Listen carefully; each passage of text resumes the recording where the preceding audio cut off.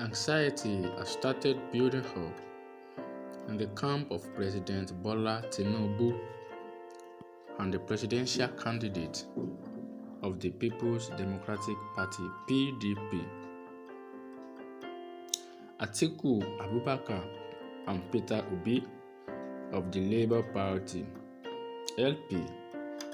as Judgement Day beckons at the Presidential Election Petition Court (PEPC), where the declaration of the president as winner of the February 25 election is being challenged. Already, with the failing of the final addresses by both parties and the petitions filed by Atiku and Obi against the victory of President Tinubu, the stage is now set for adoption of the written agreement to pave the way for the court to fix a date for judgment.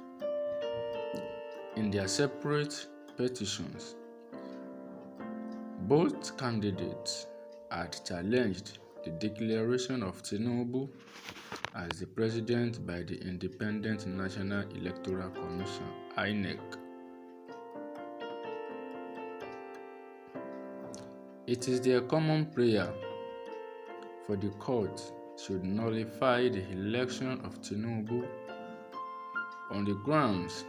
that at the time of the presidential election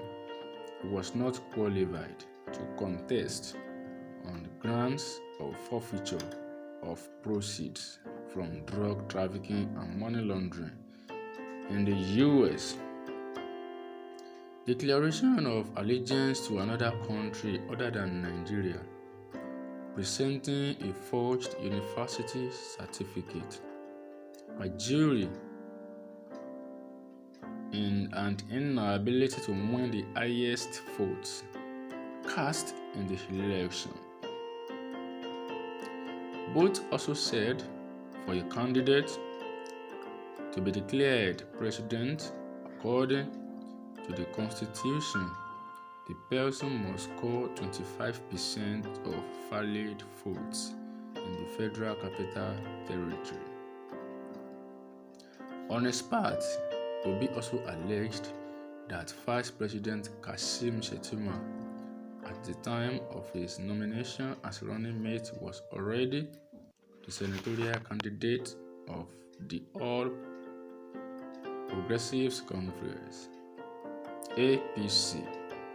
for Borno Central. In his final address settled by his late counsel, Chief Chris Uche, Atiku said INEC's assertion that he won in 21 states was neither disputed, retracted, debunked, and therefore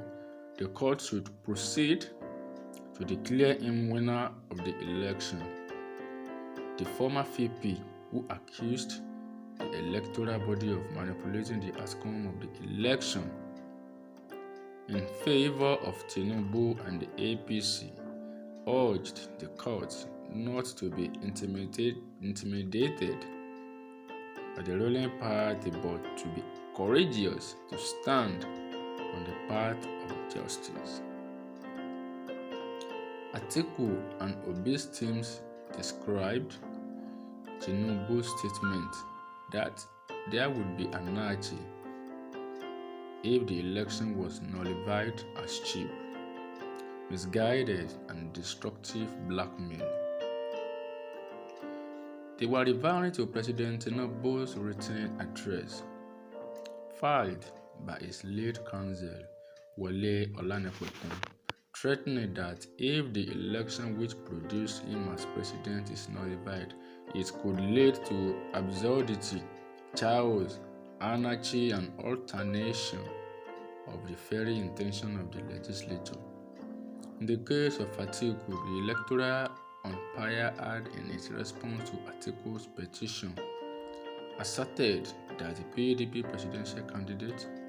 won 21 states in the last presidential poll. It listed the 21 states won by Atiku and his political party,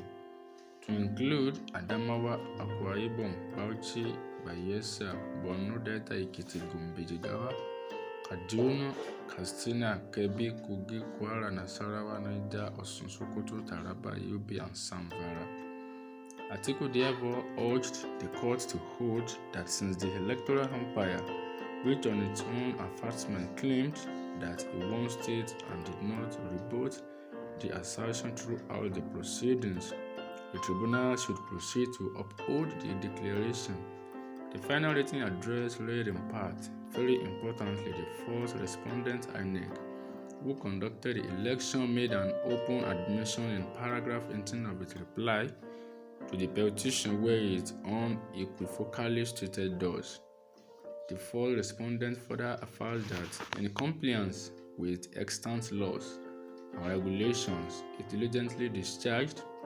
its duties when it collated the first petitioner's article scores at the election, which aggregate to 6,984,520, winning only 21 states with Adamawa, Akwa Ibom, Bauchi, Bayelsa, Borno, Delta, Ekiti, Gombe, Jigawa, Kaduna, Katsina, Kebbi, Kogi, Kwara, Nasarawa, Niger, Osun, Sokoto, Taraba, Yobe, and Zamfara. Indeed, as admitted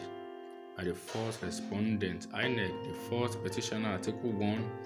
in these 21 states, it is important to note that throughout the trial, the first respondent neither refuted nor countermanded these critical affirments nor denied it. We urge your Lordship to hold that this constitutes an admission that requires no further proof. It also constitutes an admission against interest, while accusing the INEC of deliberate manipulation of the result of the polls. Atiku and his party equally described the failure to electronically transmit the result of the election as feeble sabotage. Thanks for listening.